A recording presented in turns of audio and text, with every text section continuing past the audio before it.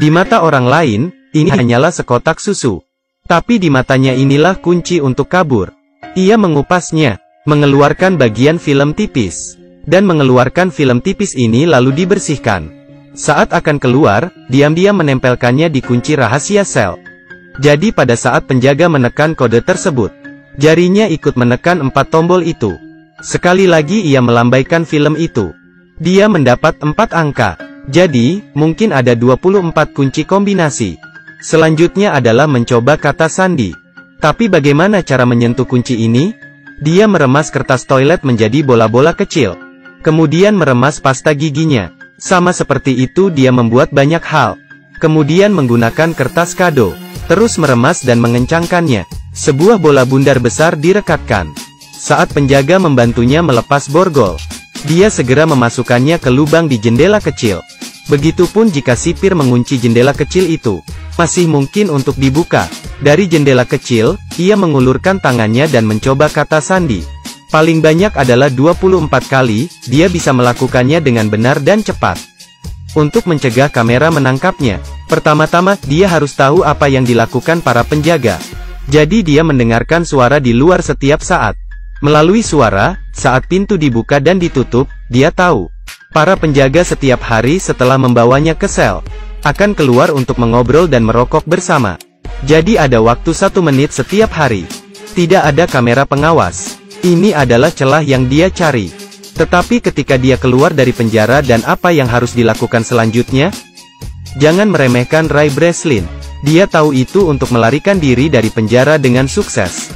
Akan ada 3 faktor.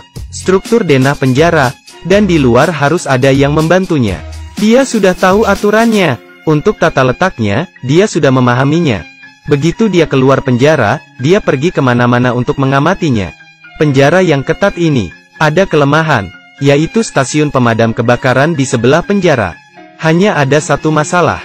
Hanya ruangan hitam kecil itu yang ada di dekatnya. Jadi dia mengambil inisiatif untuk menimbulkan masalah. Memukul orang jahat sampai terluka. Para narapidana dipenjarakan di sebuah ruangan hitam kecil. Itu sebabnya ketika dia mencoba kodenya, dia meninggalkan ruangan hitam itu. Menemukan ventilasi ke stasiun pemadam kebakaran. Dia memanjatnya. Ketika para penjaga melalaikan tugasnya, dia naik dari sisi ini ke atas pipa ventilasi. Mendatangi stasiun pemadam kebakaran. Dengan cepat mengganti bajunya dengan baju pemadam kebakaran yang tidak terpakai di sini. Sekarang harus ada faktor ketiga. Cadangan. Ia sudah membuat janji dengan rekan satu tim dari luar. Pada titik ini sebuah mobil kecil akan meledak. Ada kebakaran, maka truk pemadam kebakaran akan diberangkatkan. Dia segera bersembunyi di bawah mobil pemadam kebakaran. Ia pergi dengan mobil ke tempat kebakaran terjadi. Muncul dari bawah mobil. Ketika setiap orang sibuk, tidak ada yang memperhatikannya. Masuk ke mobil rekan satu timnya. Ia berhasil kabur. Benar. Dia bukan seorang kriminal, tapi seorang ahli melarikan diri dari penjara. Dipekerjakan oleh Biro Penjara Federal untuk menguji secara nasional tingkat keamanan setiap penjara.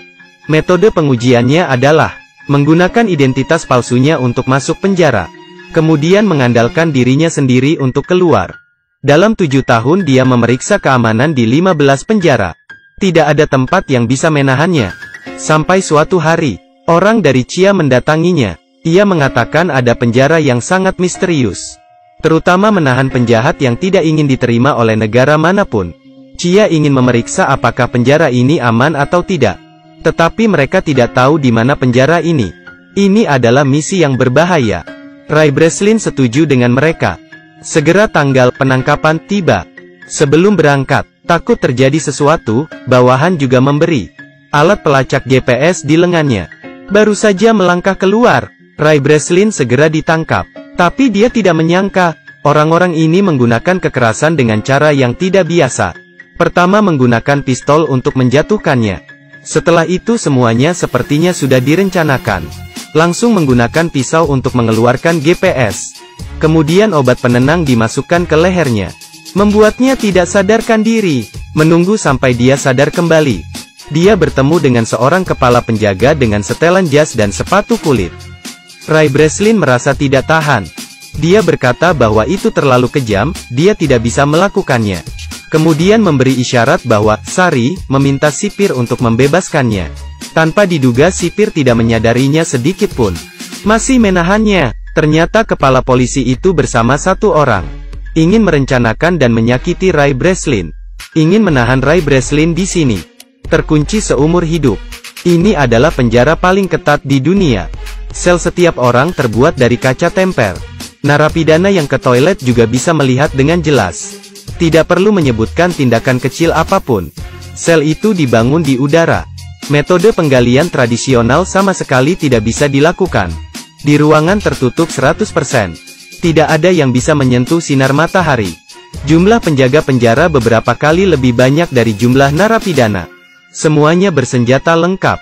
Topeng itu mencegah mereka berbicara dengan penjahat. Ini untuk menghindari tindakan komunikasi pribadi. Penjara ini memiliki ratusan ribu kamera. Ada juga kamera berbentuk lingkaran. Bergerak kapan saja, dapat melihat siapapun yang diinginkannya. Tapi sel ini bahkan lebih menakutkan. Selalu menyalakan lampu yang sangat terang. Jika pernah dipenjara di sini, matamu tidak akan terbuka. Bahkan lebih panas dari sauna. Ini benar-benar penderitaan. Ray Breslin melihat penderitaan di sini. Mencoba mengamati struktur sel. Menghitung cara untuk memecahkannya. Menunggu dia memikirkannya. Dia kelelahan dengan hipoglikemia karena kehilangan darah dan dehidrasi. Tapi dia masih menemukan celah yang dia inginkan. Tidak salah, itu adalah paku keling di lantai. Dia punya rencana. Pembobolan penjara tidak bisa tanpa asisten. Aturan lama, pertama adalah mencari teman baru. Tidak perlu menunggu Ray Breslin tersenyum. Ada seseorang yang datang untuk berteman dengannya lebih dulu. Rekan satu timnya adalah tangan yang berotot. Namanya adalah Emil. Dia sepertinya telah melihat keberanian Ray Breslin dengan jelas. Begitu dia tiba, dia bertanya apakah dia membutuhkan bantuan. Ray bilang dia ingin sepotong logam. Emil mengatakan ini tidak mungkin. Ray berkata jika kamu tidak memberiku, aku tidak akan berteman denganmu. Jadi Emil tidak punya pilihan selain masuk ke ruang interogasi. Dengan panik mengejek sipir di sana. Kepala penjara marah, meminta penjaga menghukumnya dengan siksaan air. Mereka mengambil selang untuk menuangkan air ke mulut Emil. 10 detik kemudian, dia hampir tenggelam. Tapi sekarang dia mendapatkan apa yang dimiliki ruang interogasi. Mengambil tutup lubang. Setelah selesai, dia menyerahkan tutup itu kepada Ray. Ray menganggapnya sangat hebat. Jadi dia bercerita tentang identitasnya sebagai kepala penjara. Dan juga menceritakan pengamatannya, pemahamannya. Ternyata dia tahu, konstruksi di dalam sel sebagian besar lurus ke atas. Bisa dikatakan, sangat mungkin ada tanah. Selanjutnya, suara air terdengar di bawah sel. Dia berspekulasi bahwa ada pipa air di sana. Ini pastinya adalah jalan keluar. Kemudian mereka harus kembali ke sel. Setelah perencanaan, segera mulailah ia mengambil tindakan. Emil bertanggung jawab untuk memulai perang. Ray mencengkeram sepotong roti di tangannya. Dengan sangat cepat petugas datang. Mereka semua dibawa ke sel dengan cahaya terang. Baru saja masuk, Ray segera membuka tutup yang diberikan Emil padanya. Pantulan cahaya yang kuat, bersinar di paku keling. Tunggu sebentar, mengapa hal ini sangat bercahaya?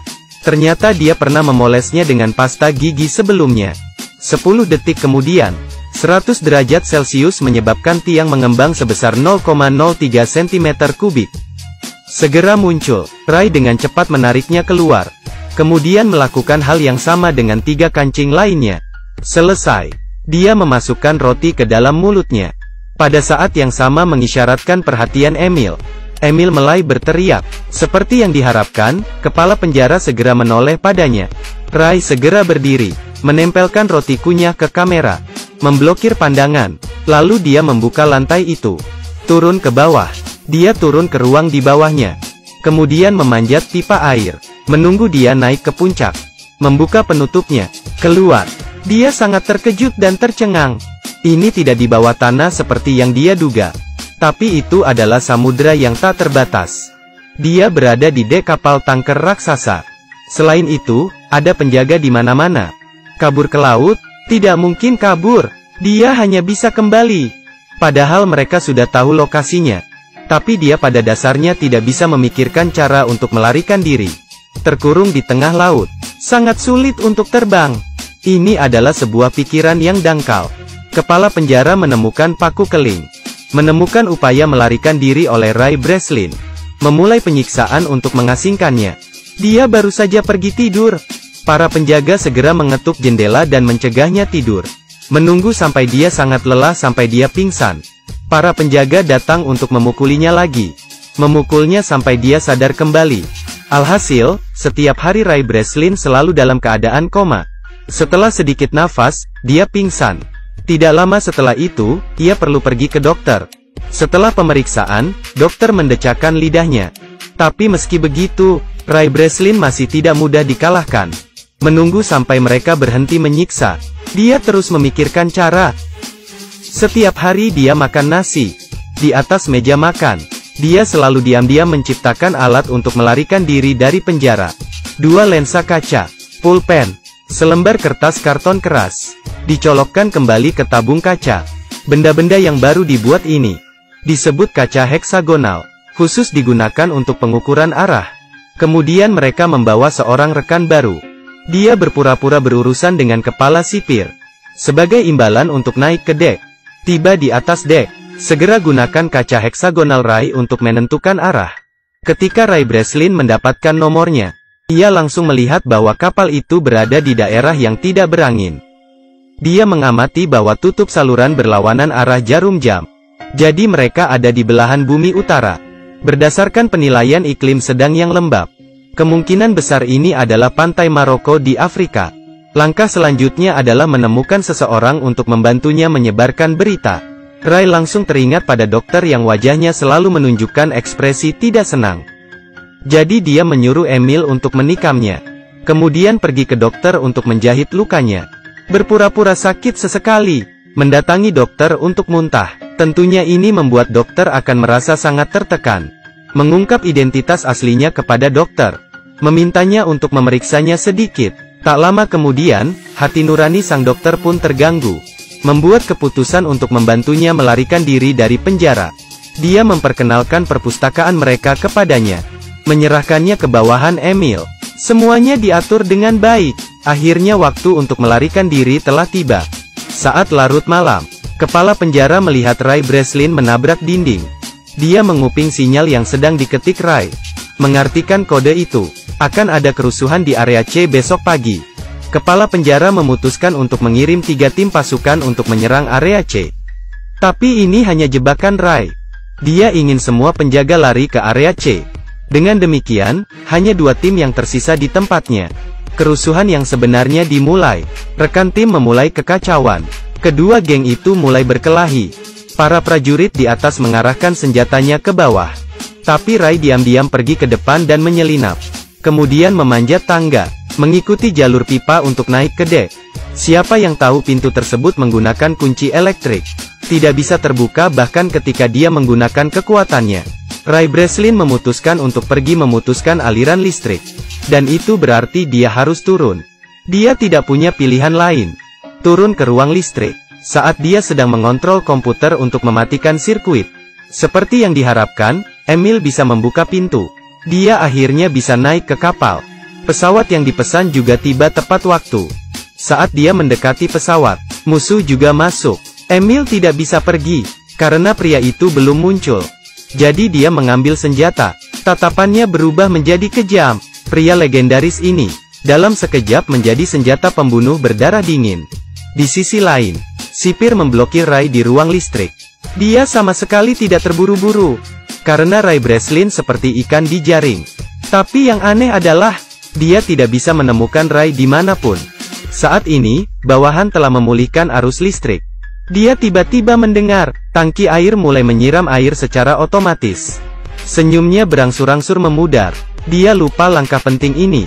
Ray Breslin memang ada di tangki air. Tangki air baru saja dibilas. Dia segera hanyut ke dasar laut. Ray muncul ke permukaan. Emil melihatnya di saat yang tepat. Turun dan menjemput dia. Sipir juga telah mencapai dek. Ray Breslin ditemukan berdiri di atas tangga. Langsung mengarahkan pistol ke arahnya.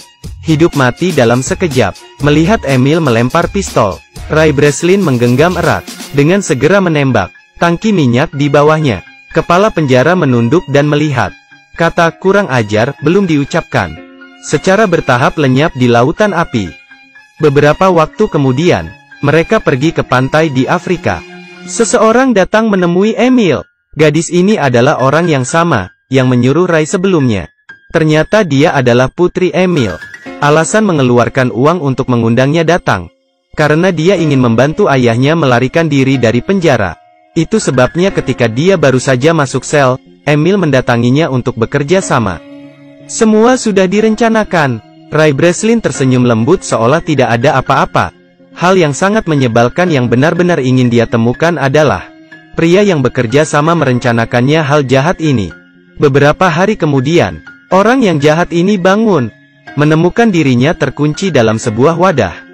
Dan kontainer ini duduk di atas kapal kargo raksasa, menunggu kapal berlabuh.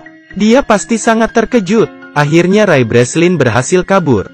Setelah menonton legenda kabur dari penjara bersama bintang berotot, akhirnya saya merasa tidak bisa berbicara banyak. Memang, pengetahuan adalah kekuatan.